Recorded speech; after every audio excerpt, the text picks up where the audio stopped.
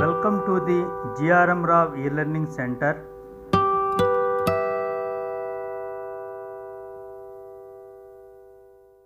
Dear students, ముందుగా మా YouTube channel GRM Rao e-learning సెంటర్కు స్వాగతం.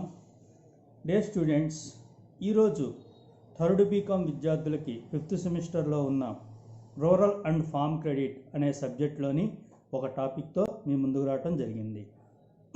Dear students, rural and farm credit, దీన్ని మనం తెలుగులో గ్రామీణ మరియు వ్యవసాయ పరపతి అని అంటాము. డియర్ స్టూడెంట్స్, ఈ సబ్జెక్ట్లో మనం ఈరోజు మరి భారతదేశంలో సహకార బ్యాంకుల యొక్క నిర్మాణం గురించి, మరి సహకార ఉద్యమంలో ఉన్న లోపాల గురించి, మరి ఆ సహకార బ్యాంకుల యొక్క మరి పని మెరుగుపరచడానికి తీసుకోవాల్సిన చర్యల గురించి మరి ఈరోజు చర్చించబోతున్నాం. ఓకే స్టూడెంట్స్, మరి క్లాస్ స్టార్ట్ చేద్దామా?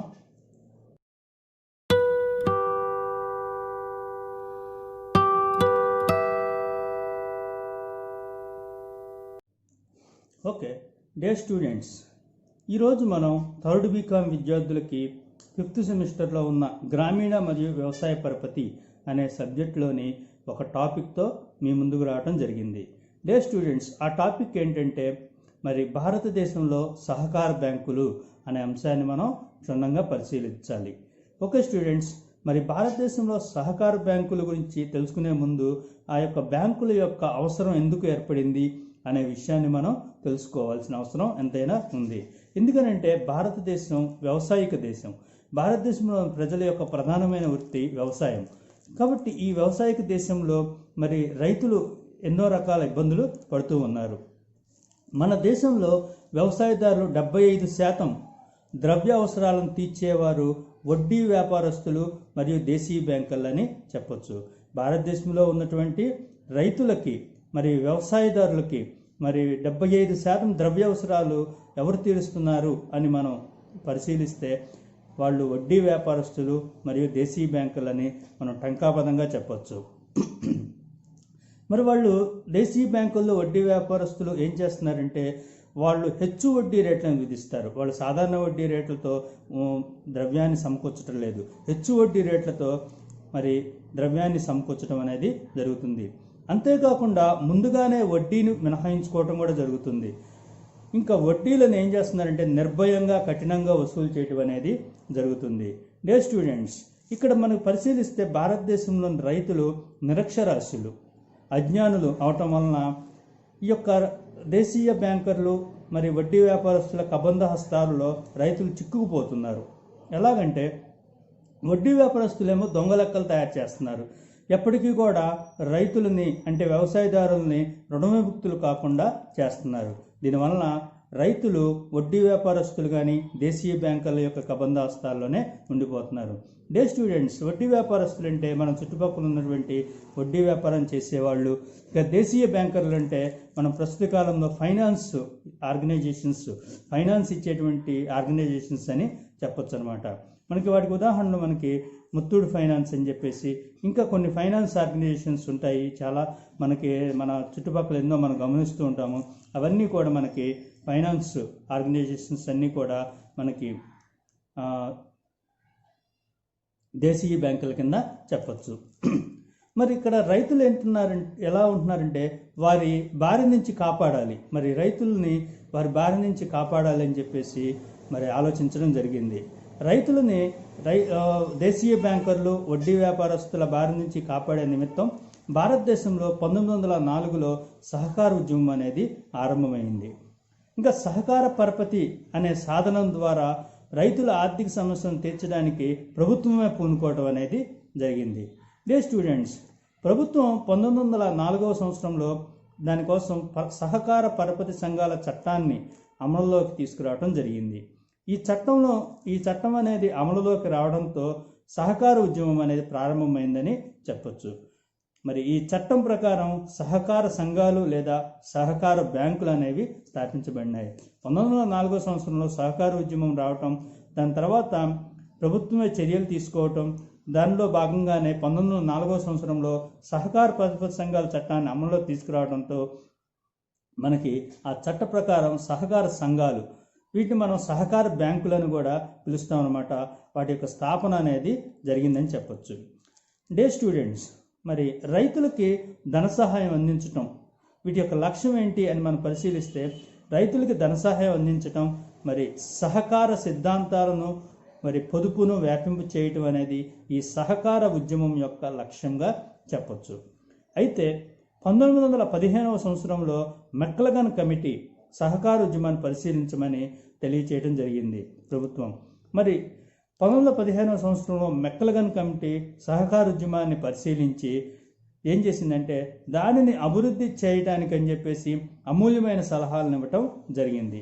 డియర్ స్టూడెంట్స్, 1919లో అమలులోకి వచ్చినటువంటి నూతన చట్టం ద్వారా సహకార శాఖను కేంద్ర ప్రభుత్వం ఏం చేసిందంటే రాష్ట్ర ప్రభుత్వాలకు బదిలీ చేయటం జరిగింది. ఇక్కడ ఏంటంటే రైతులు స్వశక్తి మీద ఆధారపడి తమకు తామే సహాయం చేసుకుంటే మెరుగ్గా ఉంటుందనే భావంతో సహకార సంఘాలను ఏర్పాటు చేయడం అనేది జరిగింది. డియర్ స్టూడెంట్స్, ఇక్కడ మనకి 1919లో అమల్లోకి వచ్చింది నూతన చట్టం.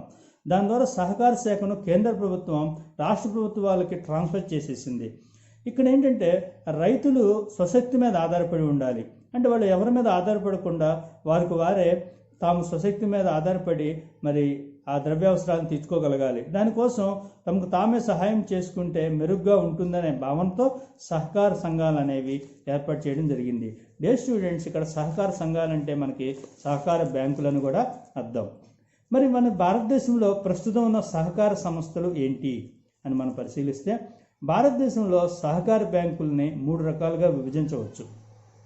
ఓకే స్టూడెంట్స్, భారతదేశంలో సహకార బ్యాంకుల్ని 3 రకాలుగా విభజించవచ్చు. ఒకటి ఏంటంటే ప్రాథమిక సహకార బ్యాంకులు, రెండవది జిల్లా కేంద్ర సహకార బ్యాంకులు, మూడవది రాష్ట్ర సహకార బ్యాంకులు. ఓకే స్టూడెంట్స్, భారతదేశంలో సహకార బ్యాంకుల్ని 3 రకాలుగా విభజించవచ్చు. మొట్టమొదటిది ప్రాథమిక సహకార బ్యాంకులు, రెండవది జిల్లా కేంద్ర సహకార బ్యాంకులు, మూడవది రాష్ట్ర సహకార బ్యాంకులు. ఓకే స్టూడెంట్స్, మనం మొట్టమొదటి ప్రాథమిక సహకార బ్యాంకులు, వీటి గురించి మనం ఒక్కొక్క దాని గురించి మనం చర్చించుకుందాం. మొట్టమొదటి ప్రాథమిక సహకార బ్యాంకులు, ప్రైమరీ కోఆపరేటివ్ బ్యాంక్స్ అని చెప్పేసి దీన్ని మనం ఇంగ్లీష్లో పిలుస్తాం అనమాట. డియర్ స్టూడెంట్స్, ఈ ప్రైమరీ కోఆపరేటివ్ బ్యాంక్స్ యొక్క సమాచారం ఏంటంటే గ్రామాలలోని రైతులకి వ్యవసాయ కార్యకలాపాలకు ధన సహాయం చేయడానికి సహకార సూత్రాలతో ప్రాథమిక సహకార బ్యాంకును స్థాపించడం జరిగింది. ఈ ప్రాథమిక సహకార బ్యాంకుల్ని స్థాపన ఎలా జరిగింది అని అంటే, గ్రామాలలోని రైతులకు వ్యవసాయ కార్యకలాపాలకు ధన సహాయం చేయడానికి సహకార సూత్రాలతో ప్రాథమిక సహకార బ్యాంకులని స్థాపించడం జరిగింది. డే స్టూడెంట్స్, ప్రాథమిక సహకార బ్యాంకులని ఒక గ్రామానికి కానీ లేదా ఒక ప్రాంతానికి చెందిన వ్యక్తులు కలిసి ఏర్పాటు చేసుకోవచ్చు. మరి ఆ ప్రాంతంలోని కానీ గ్రామంలోని వ్యక్తులు మాత్రమే ఈ బ్యాంకులో సభ్యులుగా చేరటానికి అర్హత ఉంటుంది. డే స్టూడెంట్స్, మరి బ్యాంకు సభ్యుల యొక్క రుణ బాధ్యత ఎలా ఉంటుంది అని అంటే, బ్యాంకు సభ్యుల యొక్క రుణ బాధ్యత పరిమితంగా ఉంటుంది. కొన్ని ప్రాంతాల్లో సభ్యులు వాటా మూలధనాన్ని కూడా చెల్లించడం జరుగుతుంది. మరి ఒక నియమిత సంఖ్యను దాటి ఏ సభ్యుడు కూడా వాటాలను కొనకూడదు అనే నిబంధన కూడా ఉంటుంది. సభ్యునికి ఎన్ని వాటాలు ఉన్నప్పటికీ కూడా ఒకే ఓటు ఉంటుంది, ఓటు ఒక్కటే ఉంటుంది. డే స్టూడెంట్స్, వీరు వాటాలని ఇతరులకు బదిలీ చేయడానికి కూడా వీలు లేదు. డే స్టూడెంట్స్, ఇది ప్రాథమిక సహకార సంఘాలు లేదా ప్రాథమిక సహకార బ్యాంకుల్లో ప్రధానమైన అంశంగా చెప్పొచ్చు. ఎందుకంటే వాటాలను ఇతరులకు బదిలీ చేసుకునే వీలు లేదు. ఎవరైతే దానిలో సభ్యులుగా ఉన్నారో వారి వాటాలను వారు మాత్రమే కలిగి ఉంటారు. ప్రతి సంవత్సరం కూడా కార్యనిర్వాహక వర్గాన్ని సభ్యులు ఎన్నుకుంటారు. ఈ ప్రాథమిక సహకార బ్యాంకులు నిర్వహించడానికి ఒక కార్యనిర్వాహక వర్గం అనేది కావాల్సి ఉంటుంది. ఆ కార్యనిర్వాహక వర్గాన్ని ఎవరు ఎన్నుకుంటారంటే అందులో ఉన్న సభ్యులే ఎన్నుకోవడం జరుగుతుంది. ఇందులో అధ్యక్షుడు, కార్యదర్శి జీతం లేకుండా ఉచితంగా బ్యాంకు కార్యకలాపాలు నిర్వహించడం అనేది జరుగుతుంది. మరి ఈ బ్యాంకులకు నిధులు ఎలా వస్తాయి అని అంటే, ఈ బ్యాంకులకు నిధులు అనేక రకాలుగా సమకూరుతాయి. అవేంటంటే ప్రవేశ రుసుము ద్వారా, మరి వాటా మూలధనం ద్వారా, డిపాజిట్లు, రుణాలు మొదలైన మార్గాల ద్వారా బ్యాంకు తనకు కావలసిన నిధులను సేకరించడం జరుగుతుంది. డే స్టూడెంట్స్, ప్రాథమిక సహకార బ్యాంకులు మరి తమ సభ్యులకు మాత్రమే రుణాలను ఇస్తాయి. మరి అందరికీ రుణాలు ఇస్తాయని మనం ఆలోచిస్తుంటాం, కానీ ఇవి అందరికీ ఇవ్వవు. ఇవి సహకార సూత్రాల మీద ఏర్పాటు చేయడం జరిగింది. కాబట్టి ప్రాథమిక సహకార బ్యాంకులు తమ సభ్యులకు మాత్రమే రుణాలను ఇస్తాయనే విషయం గుర్తుంచుకోవాలి. ఇంకా బ్యాంకుల నుంచి సభ్యులు పొందే రుణాలకు ఒక పరిమితి కూడా ఉంటుంది. సో సభ్యులు ఎంత మొత్తం కావాలంటే అంత మొత్తం రుణాన్ని పొందే అవకాశం ఉండదు. దానికి ఒక పరిమితి అనేది ఉంటుంది. రిజర్వ్ నిధులని ఈ బ్యాంకులు జిల్లా కేంద్ర సహకార బ్యాంకులు నిల్వ చేయడం అనేది జరుగుతుంది. తమ నిధులు చాలనప్పుడు మరి కేంద్ర సహకార బ్యాంకు నుంచి కానీ ప్రభుత్వం నుంచి కానీ ఈ బ్యాంకులు రుణాలు తీసుకోవడం అనేది జరుగుతుంది. స్టూడెంట్స్, ఈ బ్యాంకులన్నీ కూడా జిల్లా కేంద్ర సహకార బ్యాంకుకి అనుబంధంగా ఉంటాయి. ఈ ప్రాథమిక సహకార బ్యాంకులన్నీ జిల్లా కేంద్ర సహకార బ్యాంకుకి అనుబంధంగా ఉంటాయి. స్టూడెంట్స్, 1998-99లో మనం పరిశీలిస్తే మన దేశంలో 95,000 ప్రాథమిక సహకార బ్యాంకులు ఉన్నాయి. స్టూడెంట్స్, 1998-99లో భారతదేశంలో 95,000 ప్రాథమిక సహకార బ్యాంకులు ఉన్నాయి. మరి ఈ బ్యాంకులు మరి రైతులకి ఎంత రుణాలు ఇచ్చాయి అని పరిశీలిస్తే ఈ బ్యాంకులు 11,200 కోట్ల రూపాయల మేరకు రుణాలని రైతులకి అందించడం అనేది జరిగింది. ఓకే స్టూడెంట్స్, మరి ప్రాథమిక సహకార బ్యాంకుల గురించి మనకి వివరాలన్నీ తెలిసాయి. మరి నెక్స్ట్ రెండవది జిల్లా కేంద్ర సహకార బ్యాంకులు. వీటిని డిస్ట్రిక్ట్ సెంట్రల్ కోఆపరేటివ్ బ్యాంక్స్ అని చెప్పేసి ఇంగ్లీష్లో పిలవటం జరుగుతుంది. స్టూడెంట్స్, వీటి గురించి మనం ఏ విధంగా చెప్పొచ్చు అని అంటే, ఇవి జిల్లా కేంద్ర సహకార బ్యాంకులు. ఇవి అంటే జిల్లా కేంద్ర సహకార బ్యాంకులు జిల్లా స్థాయిలో ఉంటాయి. జిల్లా స్థాయిలో ప్రతి జిల్లా కేంద్రంలో కూడా ఉంటాయి. అంటే వీటిల్లో ఆ జిల్లాలోని ప్రాథమిక సహకార బ్యాంకులు సభ్యులుగా ఉంటారు. ఈ జిల్లా కేంద్ర సహకార బ్యాంకులో సభ్యులు ఎవరు అని అంటే ఆ జిల్లాలోని ప్రాథమిక సహకార బ్యాంకులు సభ్యులుగా ఉంటాయి. మరి ప్రాథమిక సహకార బ్యాంకులో సభ్యులు ఎవరు అంటే అందులోటువంటి మరి ఎవరైతే ఆ సభ్యులుగా చేరుతున్నారో ఆ వ్యక్తులు సభ్యులుగా ఉంటారు. మరి జిల్లా కేంద్ర సహకార బ్యాంకులో సభ్యులు ఎవరంటే ప్రాథమిక సహకార బ్యాంకులే మరి జిల్లా కేంద్ర సహకార బ్యాంకులో సభ్యులుగా ఉంటాయి. ఇతరులు కూడా చేరటానికి అవకాశం అయితే ఉంటుంది. మరి వీటి ముఖ్యమైనవి ఏంటి అని అంటే ప్రాథమిక సహకార పరపతి సౌకర్యాలను కలగచేయటం. ప్రాథమిక సహకార పరపతి సౌకర్యాలని కలగచేయటం అంటే ప్రాథమికంగా వ్యవసాయానికి కావాల్సినటువంటి పరపతి సౌకర్యాలు ఏముంటాయో వాటిని కలగచేయటమే మరి జిల్లా కేంద్ర సహకార బ్యాంకుల యొక్క ప్రధానమైన విధిగా చెప్పొచ్చు. ఇంకా ప్రాథమిక సహకార బ్యాంకులు సక్రమంగా నిర్వహించబడాలి. ప్రాథమిక సహకార బ్యాంకులు అనేవి సక్రమంగా నిర్వహించబడాలి. అందుకోసం ఇవి సలహాలను కూడా ఇస్తాయి. జిల్లా కేంద్ర సహకార బ్యాంకులు అనేవి వాటి సభ్యులు ఎవరైతే ఉంటారో అంటే ప్రాథమిక సహకార బ్యాంకులు ఏవైతే ఉంటాయో అవి సక్రమంగా పనిచేయడానికి తగిన సలహాలను కూడా ఇస్తాయి. ఇవి సాధారణ బ్యాంకింగ్ వ్యాపారాలను కూడా చేస్తాయి. సాధారణ బ్యాంకింగ్ వ్యాపారాలు అంటే డిపాజిట్ను స్వీకరించడం, మరి విత్డ్రాయల్ని అంగీకరించడం, చెక్కులను నిర్వహించడం, ఫండ్ ట్రాన్స్ఫర్ చేయడం, ఇవన్నీ కూడా సాధారణ బ్యాంకింగ్ వ్యవహారాల కింద చెప్పొచ్చు అనమాట. జిల్లా కేంద్ర సహకార బ్యాంకులు సాధారణ బ్యాంకింగ్ వ్యాపారాలను కూడా చేయడం అనేది జరుగుతుంది. అంటే ప్రజల నుంచి డిపాజిట్లను అంగీకరిస్తాయి. అవి వీటికి ద్రవ్య వనరులుగా కూడా ఉపయోగపడతాయి. జిల్లా కేంద్ర సహకార బ్యాంకులకి ప్రజల నుంచి డిపాజిట్లను అంగీకరిస్తాయి కాబట్టి వాటికి కావాల్సిన ఒక ద్రవ్య వనరుగా కూడా ఇవి ఉపయోగపడతాయి. అంటే వీటికి ద్రవ్య వనరులుగా ఉపయోగపడటం వలన ఇవి అవసరం ఉన్నప్పుడు జిల్లా కేంద్ర సహకార బ్యాంకులు రాష్ట్ర సహకార బ్యాంకుల నుంచి రుణాలు కూడా తీసుకోవడం జరుగుతుంది. డిపాజిట్లు ద్రవ్య వనరులుగా ఉపయోగపడతాయి. ఇంకా ద్రవ్య వనరులు సరిపోకపోతే మరి జిల్లా కేంద్ర సహకార బ్యాంకులు రాష్ట్ర సహకార బ్యాంకుల నుంచి రుణాలను కూడా తీసుకుంటాయి. స్టూడెంట్స్, ప్రస్తుతం మన దేశంలో 360 జిల్లా కేంద్ర సహకార బ్యాంకులు పనిచేస్తున్నాయి. భారతదేశంలో 360 జిల్లా కేంద్ర సహకార బ్యాంకులు అనేవి పనిచేస్తున్నాయి ప్రస్తుతం. ఇవి ప్రతి సంవత్సరం కూడా 14,000 కోట్ల రూపాయల మేర రుణాలను ఇస్తున్నాయని కూడా మనం చెప్పొచ్చు.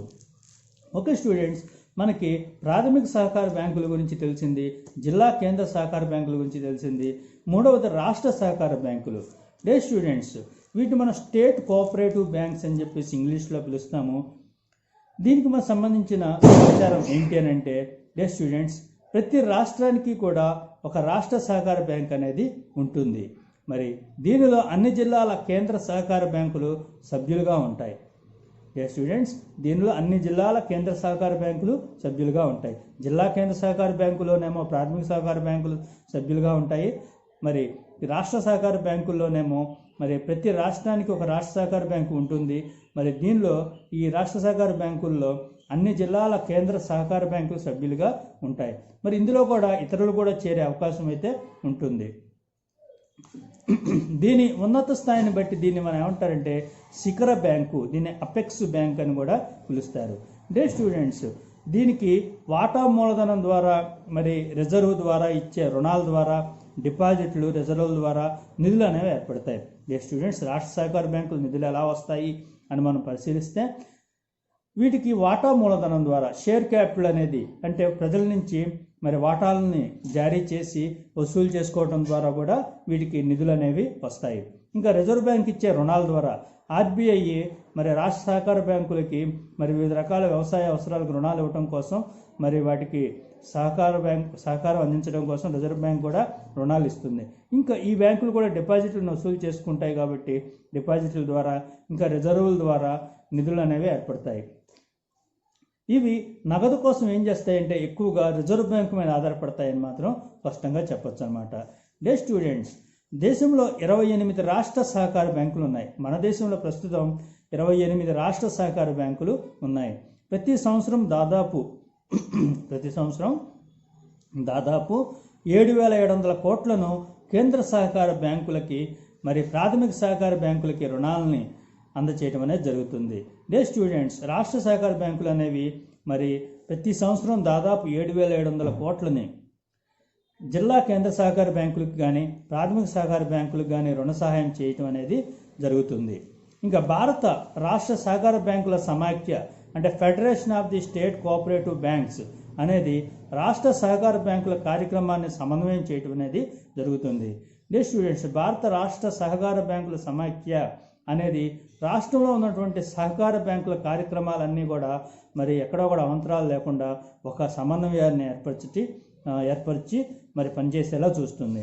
ఇంకా బ్యాంకులకు కావాల్సిన సమాచారాలని, ధన అవసరాలను కూడా సమకూర్చడం అనేది జరుగుతుంది. డియర్ స్టూడెంట్స్, గ్రామీణ పరపతి రంగంలో మరి రిజర్వ్ బ్యాంక్ చూపిస్తున్న ప్రత్యేక ఆసక్తిని గమనిస్తే సహకార బ్యాంకులు ఎక్కువగా అభివృద్ధి చెందాయని చెప్పచ్చు.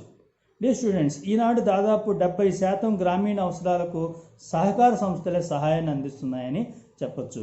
డియర్ స్టూడెంట్స్, ఈనాడు మనం దాదాపు 70% గ్రామీణ అవసరాలకి సహకార సంస్థలే సహాయాన్ని అందజేస్తున్నాయనటంలో ఎటువంటి అతిశయోక్తి లేదు. డియర్ స్టూడెంట్స్, 1998-99లో దేశంలో 95,000 ప్రాథమిక సహకార బ్యాంకులు ఉన్నాయి. డియర్ స్టూడెంట్స్, మనం టోటల్గా 1998-99లో చూస్తే దేశంలో 95,000 ప్రాథమిక సహకార బ్యాంకులు ఉన్నాయి. అవి ఏం చేస్తున్నాయంటే స్వల్ప మధ్యకాలిక రుణాలని చౌకగా అందచేయడం జరుగుతుంది. అవి 1998-99లో మరి దాదాపు 14,200 కోట్ల రూపాయలని రుణాలుగా రైతులకి అందచేయడం అనేది జరిగింది.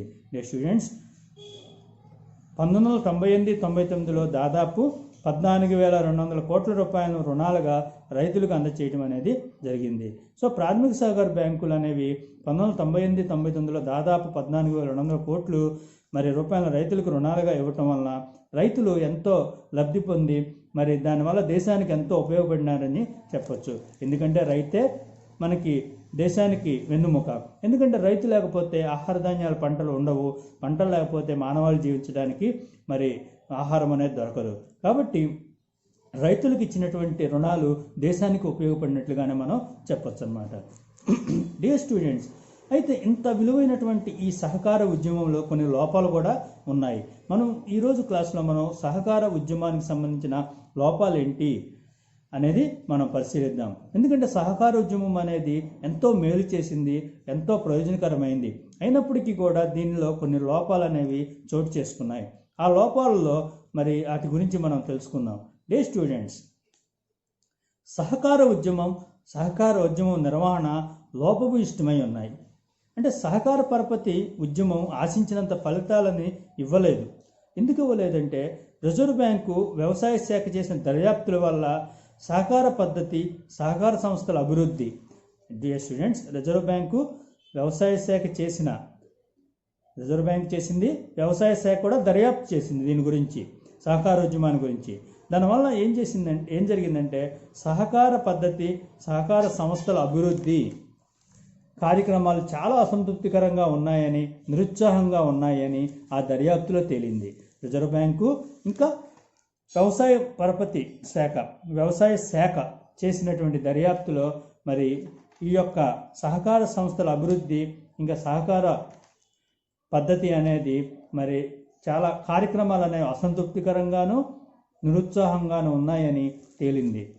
చాలా విచారణ సంస్థలు కూడా పరపతి సంఘాల కార్యక్రమాలని కూలంకుషంగా పరిశీలించి కొన్ని లోటుపాట్లని ఎత్తి చూపించడం జరిగింది.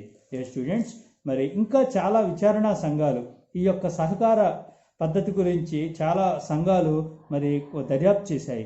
ఆ సంఘాలు చేసినటువంటి దర్యాప్తు ఇంకా పరపతి సంఘాల కార్యకలాపాలని కూలంకుషంగా పరిశీలించి కొన్ని లోటుపాట్లని ఎత్తి చూపించడం జరిగింది.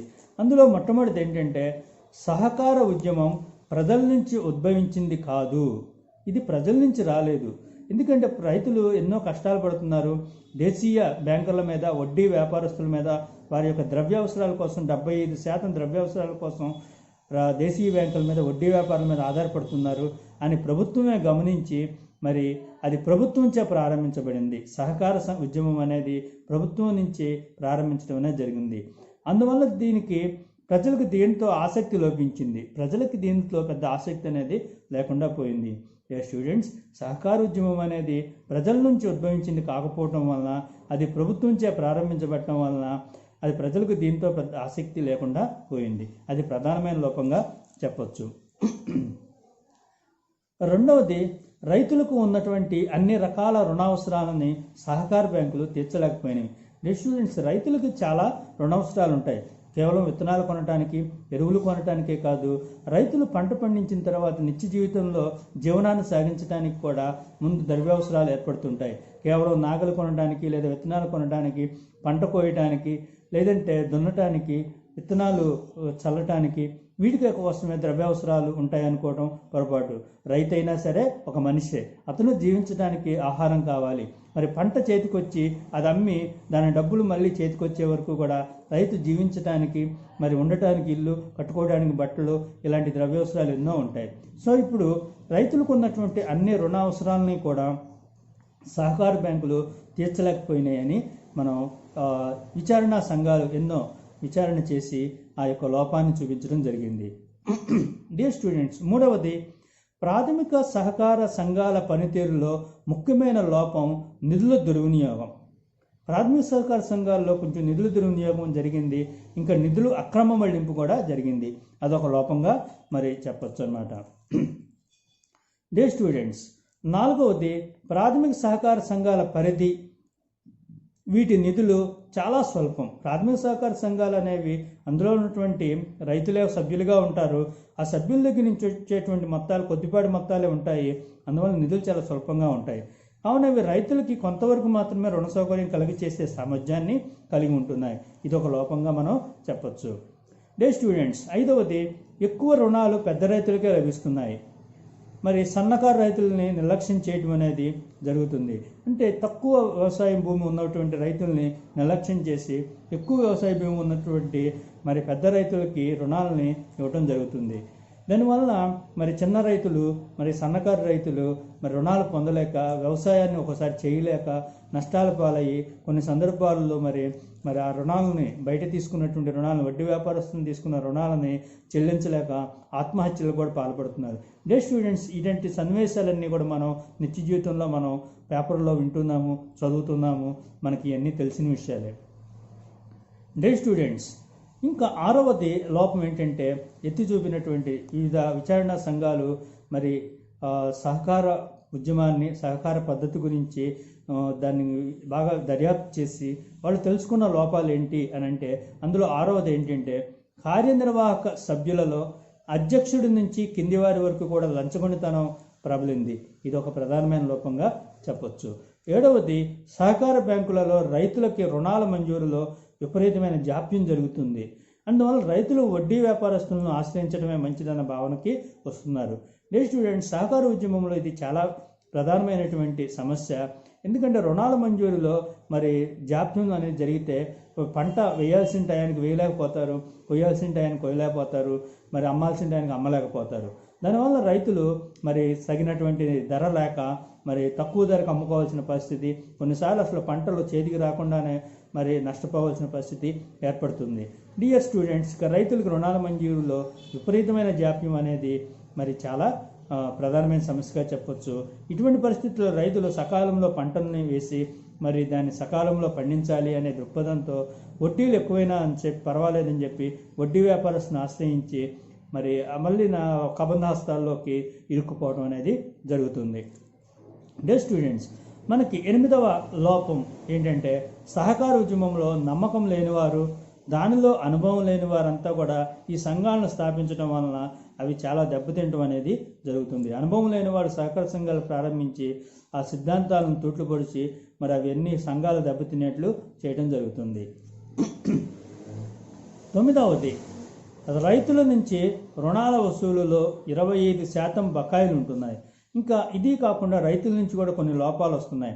కొందరు సంఘాల నుంచి తీసుకున్నటువంటి వ్యవసాయ రుణాలను తిరిగి చెల్లించడంలో మరి విఫలమవుతున్నారు. చెల్లించకపోవడంతో 25% బకాయిలు అనేవి రైతుల నుంచి వసూలు కాకుండా మరి అట్లా బ్యాడ్ డెబ్ట్స్గా మిగిలిపోతున్నాయి. అందువల్ల సహకార బ్యాంకుల పెట్టుబడి స్తంభించిపోతుంది. మళ్ళీ సహకార బ్యాంకులు రైతులకి రుణాలు ఇవ్వాలి అంటే మళ్ళీ పంటలు పండించడానికి, విత్తనాలు కొనడానికి, వ్యవసాయ అవసరాలకి రుణాలను ఇవ్వడానికి మరి పెట్టుబడి అనేది స్తంభించిపోతుంది. తిరిగి రైతులకు అప్పులు ఇవ్వడం కష్టసాధ్యంగా ఉంటుందని మనం చెప్పొచ్చు అనమాట. ఇది ఒక లోపంగా చెప్పొచ్చు. డే స్టూడెంట్స్, 10వది, సహకార సంస్థలలో రాజకీయాలు ప్రవేశించి ఉద్యోగాలు ఇవ్వటంలో కానీ రుణాలు మంజూరు చేయడంలో కానీ పక్షపాతం వహించడం జరుగుతుంది. దీనివల్ల రాజకీయ నాయకులు సంఘాలను సభ్యుల క్షేమం కోసం కాకుండా స్వప్రయోజనాల కోసం కూడా ఉపయోగిస్తున్నారని చెప్పొచ్చు అనమాట. డే స్టూడెంట్స్, 11వ లోపం ఏంటంటే రాజకీయ ఒత్తిళ్ల వలన ప్రభుత్వాలు అనేక సార్లు రుణాల చెల్లింపు వాయిదా వేయటం అనేది జరుగుతుంది. డే స్టూడెంట్స్, మరి వివిధ విచారణా సంఘాలు మరి సహకార పద్ధతి మీద చేసినటువంటి మరి దర్యాప్తు ఆధారంగా మనకి ఇప్పుడు చెప్పబడినటువంటి వివిధ రకాల లోపాలు ఉన్నాయని తెలియచేయడం జరిగింది. ఈ విధంగా మన దేశంలో సహకార బ్యాంకులు అనేక లోపాల నుండి మరి విజయవంతం కాలేకపోతున్నాయని చెప్పొచ్చు. డే స్టూడెంట్స్, మరి అలా వదిలేస్తే కుదురుద్దా? సహకార సంఘాలు లేదా సహకార బ్యాంకులు మరి విజయవంతం కావట్లేదు అని చెప్పేసి మనం వదిలేస్తే కుదరదు. వాటిని ఏం చేయాలి అంటే మరి వాటి పనితీరుని, సహకార పరపతి సంఘాల పనితీరుని మెరుగుపరచడానికి చర్యలు తీసుకోవాలి. ఓకే స్టూడెంట్స్, మరి ఇప్పుడు మనం సహకార పరపతి సంఘాల పనితీరు మెరుగుపరచుటకు తీసుకోదగిన చర్యలు ఏమేమి ఉన్నాయో పరిశీలిద్దాం. డే స్టూడెంట్స్, సహకార వ్యవస్థలో ఉన్న లోపాలను సరిదిద్ది మరి సహకార సంఘాల పనితీరును మెరుగుపరచడానికి కొన్ని చర్యలు అవసరమవుతాయి. ఆ చర్యల్లో మొట్టమొదటిది ఏంటంటే సహకారం అనేది ప్రజల ఉద్యమంగా ఉండాలి, దాన్ని విస్తృతంగా ప్రచారం చేయాలి. ప్రజలే దీనికి మరి ఉద్యమంగా చేయాలి. ప్రజలు దీన్ని మరి చైతన్యవంతం చేసి ప్రజల్ని మరి సహకార ఉద్యమంలో భాగస్వాములు చేయాలి. దానికోసం విస్తృతంగా ప్రచారం చేయాలి. రెండవది, ప్రతి గ్రామానికి కూడా ఒక ప్రాథమిక సహకార బ్యాంకు ఉండాలి. అలా ఉండటం వల్ల ఏమవుతుందంటే అవి బలహీనంగా ఉంటే మరి కొన్ని గ్రామాలకు కలిపి ఒక బ్యాంకును పెట్టాలి. ఓకే స్టూడెంట్స్, మరి ప్రతి గ్రామానికి ఒక ప్రాథమిక సహకార బ్యాంకు ఉండాలి. అందులో చర్యల్లో భాగంగా మొట్టమొదటిది సహకార ఉద్యమం ప్రజల ఉద్యమంగా ఉండాలి, దాన్ని విస్తృతంగా ప్రచారం చేయాలి. రెండవది, ప్రతి గ్రామానికి కూడా ఒక ప్రాథమిక సహకార బ్యాంకు ఉండాలి. అలా ఉండటం వలన మరి అవి బలహీనంగా ఉన్నాయనుకోండి, ఒకటే ఉండటం వల్ల బలహీనంగా ఉన్నాయనుకోండి, కొన్ని గ్రామాలను కలిపి ఒక బ్యాంకుని పెట్టాలి. మూడవది, పొదుపు అలవాట్లను సభ్యులలో ప్రచారం చేయాలి. పొదుపు అలవాట్లు అనేవి ఉంటే మరి అప్పుడు బ్యాంకుల్లో నిధులు అనేవి వస్తాయి, అప్పుడు ద్రవ్యావసరాలను తీర్చడానికి కూడా వీలవుతుంది. నాలుగవది, ముందుగా చిన్న రైతులకు రుణాలు ఇవ్వాలి.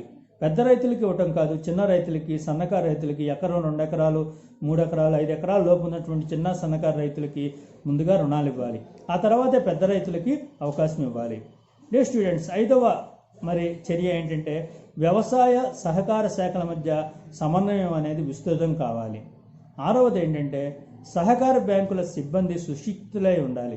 అంటే సహకార బ్యాంకులు అనుభవం లేని వాళ్ళు కాకుండా వాళ్ళు కొంత శిక్షణ పొందిన వాళ్ళై ఉండాలి. ముఖ్యంగా కార్యదర్శి విద్యావంతుడై ఉండాలి. వివేకశీలై ఉండాలి, సమర్థవంతుడై ఉండాలి. డే స్టూడెంట్స్, 7వది సహకార ఉద్యమం ఆవశ్యకత మరి దానివల్ల కలిగే లాభాలని ప్రజలకు వివరించాలి. 8వది సహకార ఉద్యమం ప్రజలలో పొదుపు అలవాట్లను విస్తృతంగా పెంచాలి. డే స్టూడెంట్స్, 9వది డిపాజిట్లను అధికంగా సేకరించి ప్రతి సహకార సంస్థ స్వశక్తి మీద ఆధారపడేట్లు చేయాలి.